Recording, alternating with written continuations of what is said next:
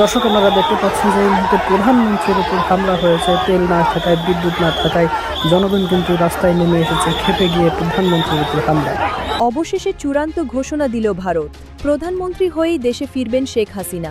London থেকে দুঃসংবাদ পেলা বিএনপি সরকার। আওয়ামী লীগ কি দ্রুতই ফিরছে? এদিকে সাবেক অন্তর্বর্তী সরকার উপদেষ্টা মাহফুজ আলম বলেছেন যে আওয়ামী লীগ সরকারের কিছু কাজ চালিয়ে নেওয়া দরকার। দর্শক, কি মনে হচ্ছে আপনাদের? ফিরবে আওয়ামী লীগ? ফিরলেও কি সেটা শিগগিরই? 20 মাস পরে এসে ভারত প্রথমবারের মতো আনুষ্ঠানিক মন্তব্য করল। এই আনুষ্ঠানিক মন্তব্য কি ইঙ্গিত দেয়? আওয়ামী লীগের নিষেধাজ্ঞায় বৈশ্বিক চাপ বাড়ছে। বাংলাদেশে গণতন্ত্র ও বাক স্বাধীনতা হরণ। ব্রিটিশ পার্লামেন্টে 8 এমপির তোলপাড় করা বক্তব্য। যখন শেখ হাসিনা প্রত্যাবর্তনের বিষয়টি সামনে আসছে, তখন কেন হাওমাও কান্নাকাটি গড়াগড়ি কাঁপাকাপি শুরু হয়ে গেল? দেখেন, শেখ হাসিনার প্রত্যাবর্তন যে রাজকীয়ভাবে হবে এটা একজন পাগলও জানে। একজন বিকৃত মস্তিষ্কের মানুষও খুব ভালোভাবে বলতে পারবেন যে শেখ হাসিনার প্রত্যাবর্তন হবে রাজকীয়ভাবে। জানিয়ে দেবো এই মাত্র হাতে থাকা সর্বশেষ গুরুত্বপূর্ণ সংবাদ। এত সময় শুনলেন সংবাদ শিরোনাম, এবার থাকছে বিস্তারিত। তার আগে ছোট্ট একটা রিকোয়েস্ট করতেছে, যারা নতুন আছেন চ্যানেলটি সাবস্ক্রাইব করে বেল আইকনটি অল করে দেবেন, তাহলে দেশের সকল খবরগুলো সবার আগে এক ভিডিওর মাধ্যমে আপনি প্রথমে দেখবেন। দর্শক, আমরা বেশি দেরি করতে যাচ্ছি না, চলুন আমরা লাইক দিয়ে একের পর এক ধারাবাহিকভাবে আজকের সকল আলোচিত খবরগুলো দেখে আসি।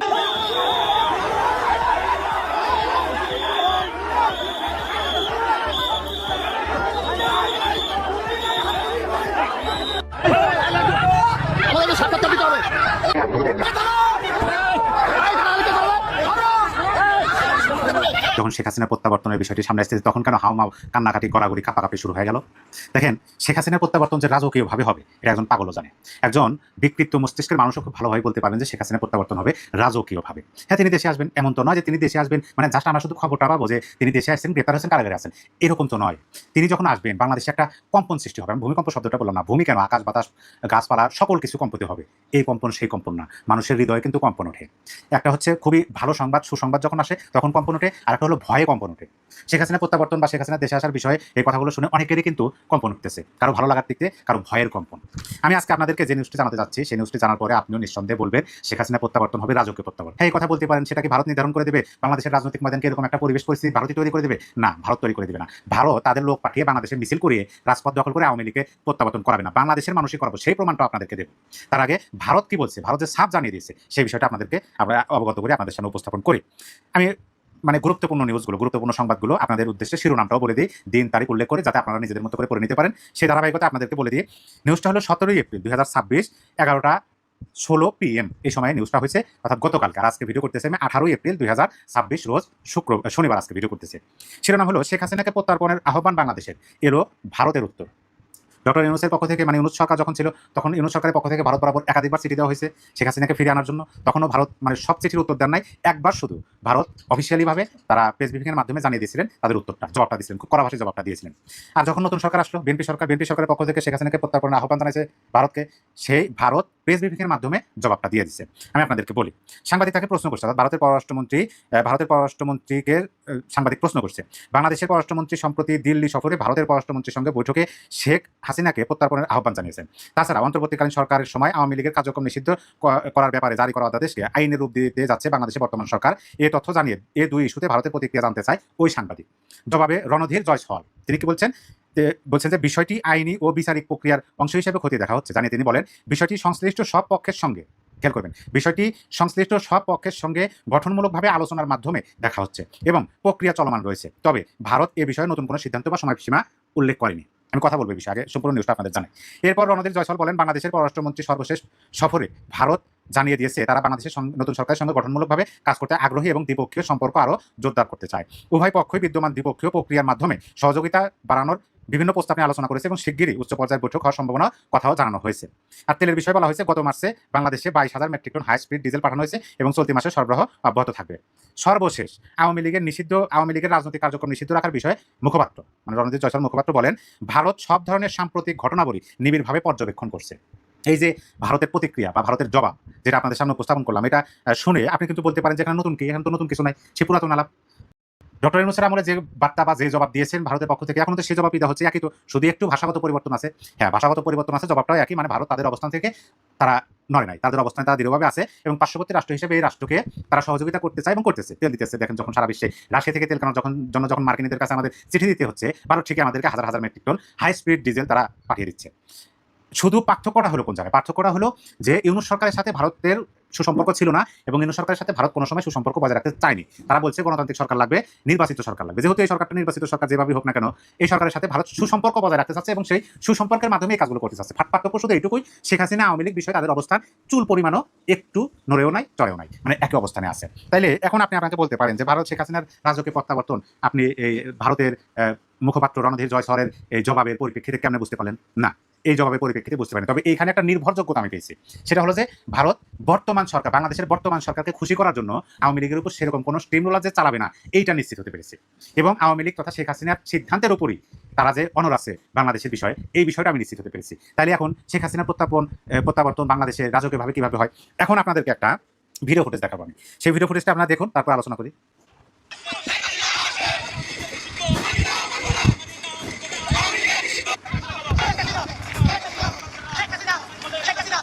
এই যে একটা মিছিল দেখলাম আপনাদেরকে, এই মিছিলটা কবেকার? গতকালকে মিছিল। কোথাকার? চট্টগ্রামে একটা মিছিল হচ্ছে। লোক সংখ্যা আমার কাছে কি মনে হয় 2-4 জন, 10-20 জন না, শতাধিক লোক মিছিল করছেন। স্লোগানগুলো কি? আওয়ামী লীগের অবৈধ নিষেধাজ্ঞা মানব না, গণতন্ত্র ফিরে আসুক, স্বৈরাচার নিপাত যাক। একজন খালি গায়ে তিনি তার শরীরে এই লেখাগুলো লিখেছেন। এই যে মিছিলটা করেছেন, আপনি একবার শুধু ভাবুন যে গত সরকার ইউনূস সরকার আওয়ামী লীগকে নিষেধাজ্ঞা দিয়ে গেছে, সেই নিষেধাজ্ঞা উপেক্ষা করে আওয়ামী লীগ রাজনৈতিক কর্মকাণ্ড করছে। বর্তমান সরকার সেটাকে আইনে রূপান্তরিত করছে, তারপরে মিছিল করতেছে, রাজনৈতিক কর্মকাণ্ড করতেছে, জানে রাজনৈতিক কর্মকাণ্ড করলে কি হবে, এখন তো আইন হয়েছে, তারপরে করতেছে। সেইটাও বড় কথা না। বড় কথা হলো, আমি আপনাদেরকে বলি, এই যে মিছিলটা হয়েছে, এই মিছিলটা কার নেতৃত্ব হয়েছে, নেতৃত্ব কে দিয়েছেন, এই পরিচয়টা আপনাদেরকে নিয়ে। সদস্য যুব ক্রীড়া উপকমিটি, বাংলাদেশ আওয়ামী লীগ, সাবেক সাধারণ সম্পাদক, চট্টগ্রাম মহানগর ছাত্রলীগ। তার মানে কি? ছাত্রলীগের সাবেক একজন নেতার নেতৃত্বে, মানে তার নিজের ইচ্ছায় নেতৃত্ব প্রদান করে তিনি এরকম একটা মিছিল রাজপথে গড়াইছেন। অনেকেই বলে যে আওয়ামী লীগের নেতৃত্ব নাই, এই দলের তো নেতৃত্ব লাগবে না। এই দলের নেতৃত্ব গড়ে ওঠে, আপনি গড়ে ওঠে, পরিবেশ পরিস্থিতি অনুযায়ী নেতৃত্ব গড়ে ওঠে। একজন নিজেই উদ্যোগ নিচ্ছেন, একটা মিছিল করতেছেন, নিজেরাই করতেছেন, কারো মুখের দিকে তাকে না। দল দেশের মানুষকে বাঁচাতে হবে, দেশকে বাঁচাতে হবে, দেশ যেন অন্ধকারে ডুবে না যায় সেদিকে, মানে সেই জন্য এই দলটা নিজেই নিজেদের উদ্যোগে করে। জাস্ট রাষ্ট্রযন্ত্র, সরকারের পক্ষ থেকে যদি বিরোধিতা না করা হয়, তাহলে এই দলকে দমিয়ে রাখা কোনোভাবেই সম্ভব। এখন বলতে পারেন যে বর্তমান সরকার যদি বিরোধিতা না করেন, তাহলে আইনে রূপান্তরিত কেন করলেন? হ্যাঁ, এইখানেও একটা কথা আছে। কথাটা হলো যে আইনে যখন রূপান্তরিত হয়েছে তখন ভালো, কারণ আমাদের বর্তমান মাননীয় প্রধানমন্ত্রী জনাব তারেক রহমান তিনি বলছেন দেশ চলবে আইন অনুযায়ী। তাইলে যেহেতু আইনই করা হয়েছে, আইনেই লড়াই তারা লড়বেন, রাজপথে তারা রাজনৈতিক কর্মকাণ্ড করবেন, আইনে যেটা আছে সেটাই করবেন। এই যে তারা দৃঢ় প্রতিজ্ঞ। এবং পাশাপাশি আপনি দেখুন তো, দেশের সাধারণ মানুষের দিকে একটু তাকান তো, তাদের ভাবমূর্তি, তাদের চিন্তাধারা পরিবর্তন হয়েছে কিনা। এই যে তেল পাম্পে গিয়া একেবারে হাজার হাজার মানুষ সিরিয়া দিতে হচ্ছে, কিসের জন্য দিতেছে? 2 টাকা কমে তেল কিনতে পারবে, বা সেখানে ফ্রি তেল দেওয়া হইতেছে না, নিজের টাকা দিয়ে, বরং কিছু বাড়তি টাকা দিয়ে হলেও তেল কিনতেছে, কিন্তু পাচ্ছে না। মানুষ কি করতেছে? শেখ হাসিনাকে স্মরণ করতেছে। এখন বিদ্যুৎ নয়, মানুষ মানুষ কষ্ট করতেছে, কাকে স্মরণ করতেছে? শেখ হাসিনাকে স্মরণ করতেছে। এখন আমাদের জ্বালানি কেনার জন্য মার্কিনীদের কাছে চিঠি দিতে হয়, অনুরোধ করতে হয়, হাতে পায়ে ধরতে হয়। মানুষ কাকে স্মরণ করতেছে? শেখ হাসিনাকে স্মরণ করতেছে। এই যে আওয়ামী লীগের যে বয়ান, শেখ হাসিনার যে একটা বয়ান ছিল যে আমাদের মূল শক্তি হচ্ছে জনগণ যদি কোনো রাজনৈতিক দলকে সমর্থন করে, সহযোগিতা করে, তাকে যদি সুদৃষ্টিতে দেখে, সেই রাজনৈতিক দলের নেতার প্রত্যাবর্তনকে আপনি মনে করেন চোরের মতো হবে না রাজকীয়ভাবে হবে, সেটা দেখতে পাবো আমরা। এবং আমি এটা আমার বিশ্বাস থেকে বললাম যে শেখ হাসিনা প্রত্যাবর্তন হবে রাজকীয়ভাবে। প্রিয় দর্শক, আপনারও কিছু বলা থাকলে ভিডিও কমেন্ট বক্সে লিখে জানাতে পারেন। ভারত তো এখানে এসে কিছু করে দেবেন, অনেকে বলে ভারত করে দেবে না, যা করার করতে তো হবে, স্পেস তো পাইতে হবে, একটু স্পেস দেন, দেখেন তারা কি করতে পারে কি না পারে। এখন স্পেস দিবেন না, যদি করে মব করবেন, শারীরিক অত্যাচার করবেন, প্রাণ কেড়ে নেবেন, একেবারে নিরপরাধ ব্যক্তিকে কারাগারে রাজবন্দী করে রাখবেন, এইটা তো মানে এমনি মুখের কথা না। যখন একজন নিরপরাধ মানুষ শুধুমাত্র স্লোগান দেওয়ার পরিপ্রেক্ষিতে যখন তাকে রাজবন্দী করা হয়, অমানবিক নির্যাতন করা হয়, এগুলো সহ্য করেও যে রাজনৈতিক দলের নেতারা কর্মীরা রাজপথে মিছিল করতে পারে, সেই রাজনৈতিক দলের সর্বোচ্চ নেতার প্রত্যাবর্তন যে রাজকীয় হবে না, এই কথা যে বলবে না, এই কথা যে স্বীকার করবে না, আমি মনে করি তার যুক্তিতে একটু সমস্যা আছে। আওয়ামী লীগের নিষেধাজ্ঞায় বৈশ্বিক চাপ বাড়ছে, বাংলাদেশে গণতন্ত্র ও বাক স্বাধীনতা হরণ, ব্রিটিশ পার্লামেন্টে 8 এমপির তোলপাড় করা বক্তব্য।